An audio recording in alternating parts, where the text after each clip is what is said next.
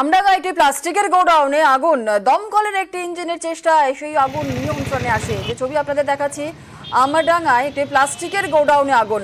কিন্তু এই আগুন কিভাবে লাগলো, ক্ষয়ক্ষতির পরিমাণ কি, সেই বিষয়টি একটু আপডেট নিয়ে নিচ্ছি। আমাদের সঙ্গে রয়েছেন আমাদের প্রতিনিধি জিয়াউল আলম। জিয়াউল, কিভাবে আগুন লাগলো, ক্ষয়ক্ষতির পরিমাণ জানা যাচ্ছে?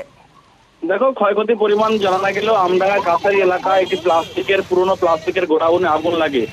যেটা এই প্লাস্টিক কারখানার মালিকের যেটা দাবি, তিনি বেশ কিছু দাহ্য পদার্থ সেখানে ছিল, হঠাৎই সেখানে আগুন লেগে যায়। তারপর সে আগুন দাও দাও করে জ্বলতে পুরো গোডাউনে আগুন লেগে যায়।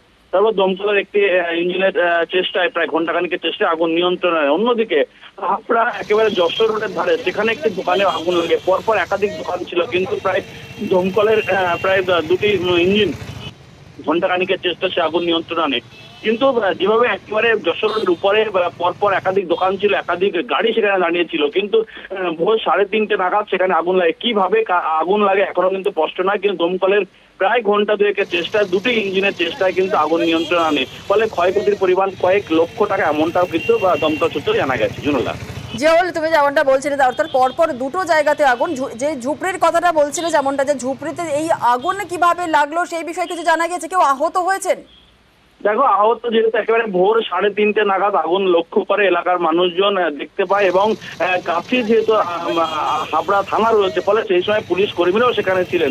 তারাই মূলত আগুন নেভানোর চেষ্টা করে, তারাই এবং পুলিশ দমকলকে খবর দেয়। কিন্তু কিভাবে আগুন লেগেছে সেটা কিন্তু এখনো পর্যন্ত স্পষ্ট নয়। সম্ভবত শর্ট সার্কিট থেকে আগুন লাগতে পারে, এমনটাও দমকল সূত্রে জানা গেছে। বেশ, একেবারে বন্ধ করো।